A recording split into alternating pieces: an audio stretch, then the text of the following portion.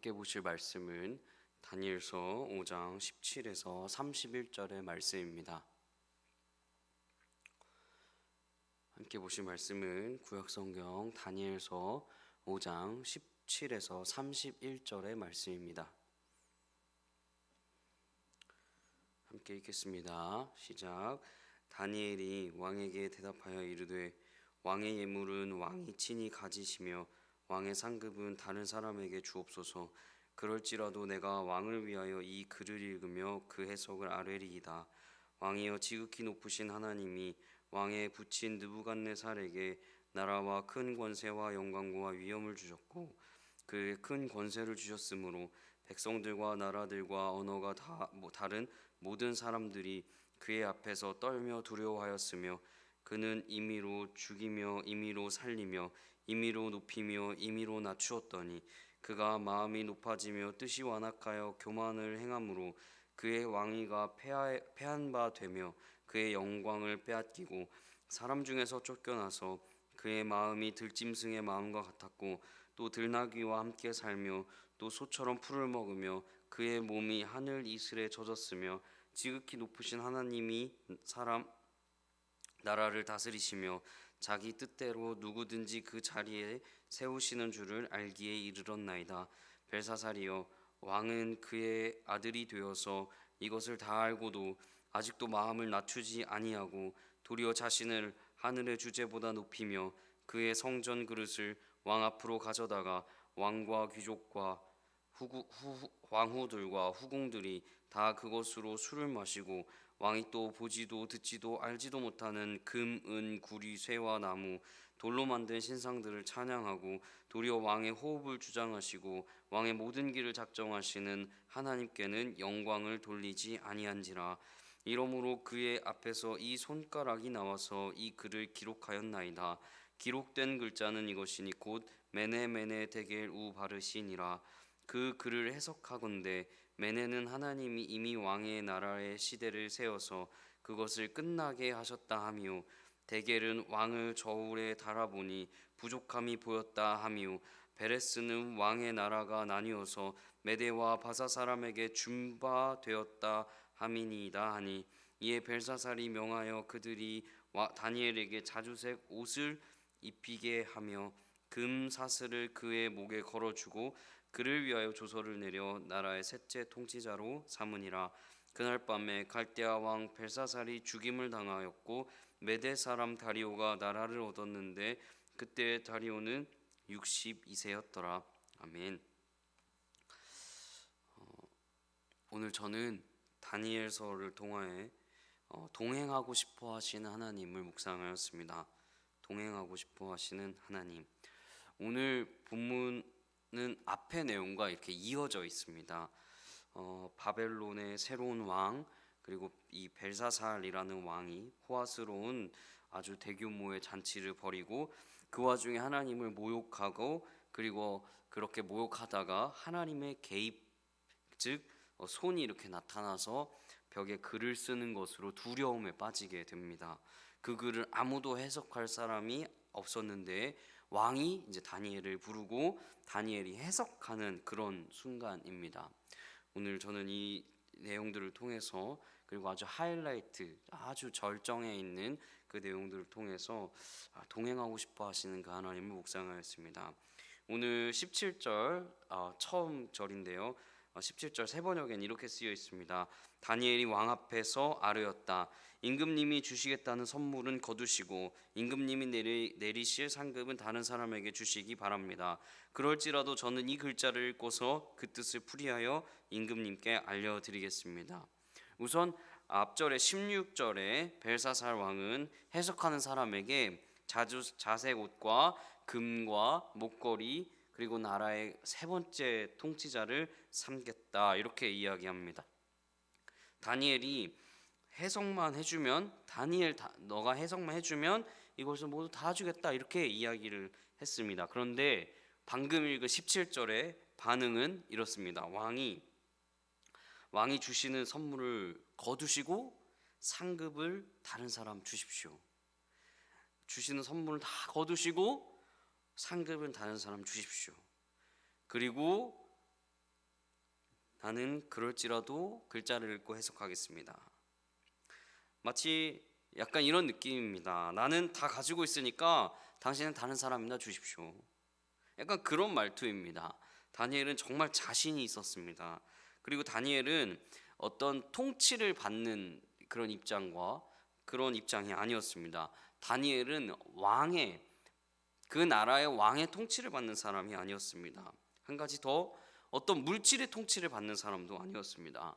금 목걸이가 좋아서, 나라의 세 번째 통치가 좋아서, 자색 옷이 좋아서, 그래서 뭐가 좋아서 통치를 받는 사람이 아니었습니다. 다니엘은 누구의 통치를 받는 사람이었습니까?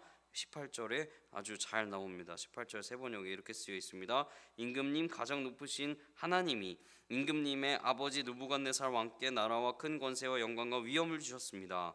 여러분, 다니엘은 누구의 통치를 받는 사람이었습니까? 가장 높으신 하나님의 통치를 받는 사람이었습니다.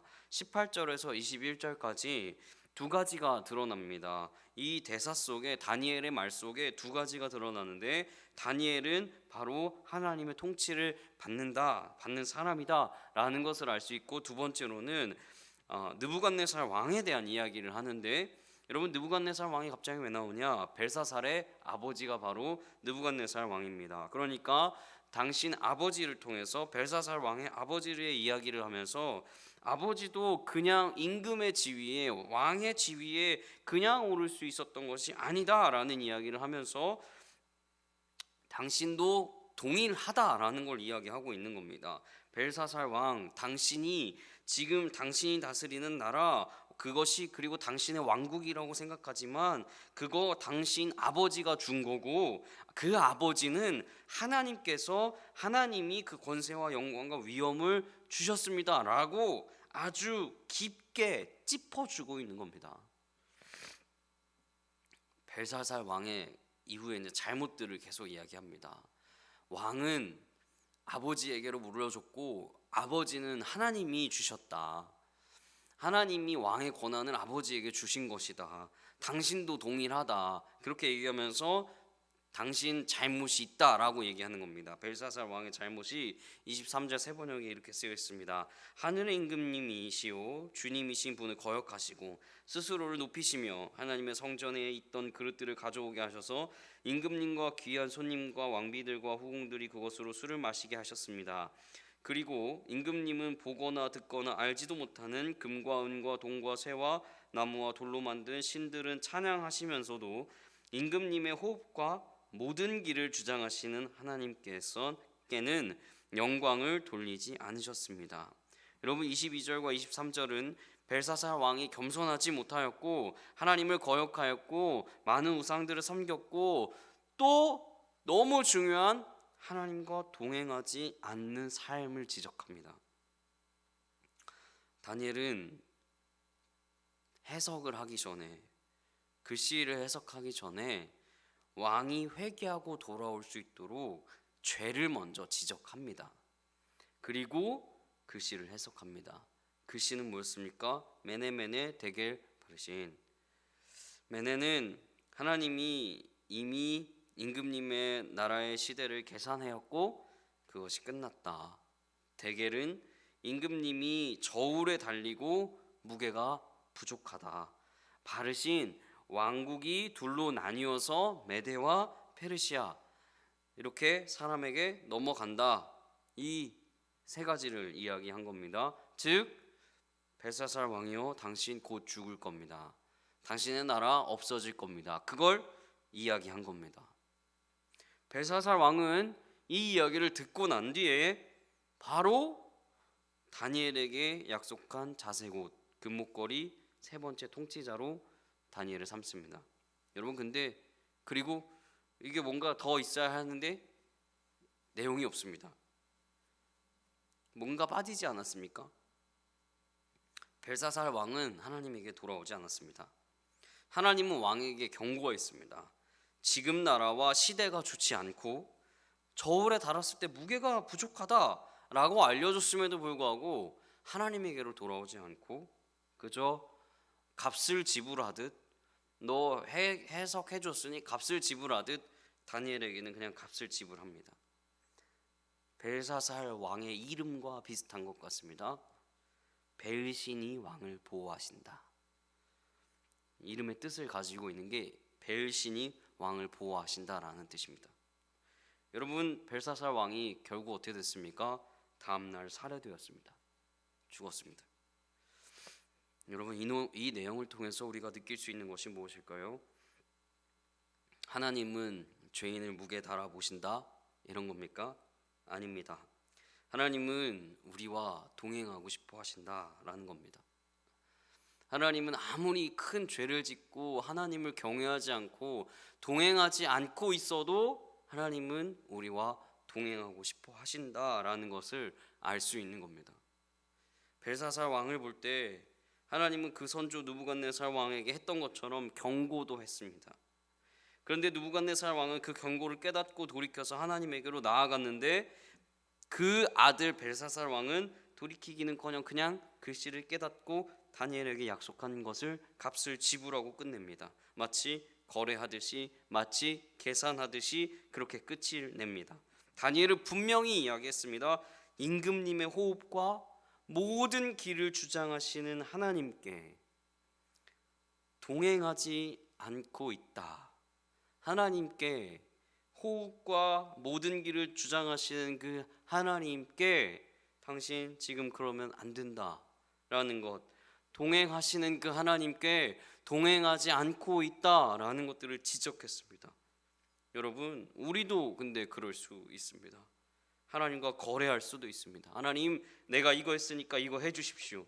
혹은 더 벨사살 왕처럼 우리의 우상들이 있고, 혹은 하나님과 동행하고 감사해야 하고 기쁨이 넘쳐야 하는데 하나님 없고 감사도 없고 내 즐거움, 나의 기쁨만 가지고 있는 삶일 수 있습니다.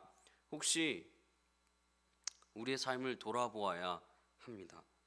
우리도 다른 하나님이, 다른 우상이, 다른 마음의 신이 있을 수 있습니다. 혹시 다른 그것과 다른 마음들과 동행하고 있다면, 그리고 혹시 그렇게 동행하고 있는 것 아닌지 우리를 돌아보아야 합니다. 지금도 하나님은 우리와 동행하고 싶어 하십니다. 모든 호흡과 모든 길을 주장하고 싶어 하십니다. 우리 이렇게 기도했으면 좋겠습니다. 첫 번째로는 하나님, 우리의 삶에 하나님과 동행하지 못한 것, 하나님 우리의 죄를 회개합니다. 두 번째, 하나님과 동행하고 하나님을 인식하고 하나님과 함께 할 수 있도록 하나님 나와 동행하여 주십시오. 이렇게 기도하도록 하겠습니다. 우리 함께 기도하겠습니다.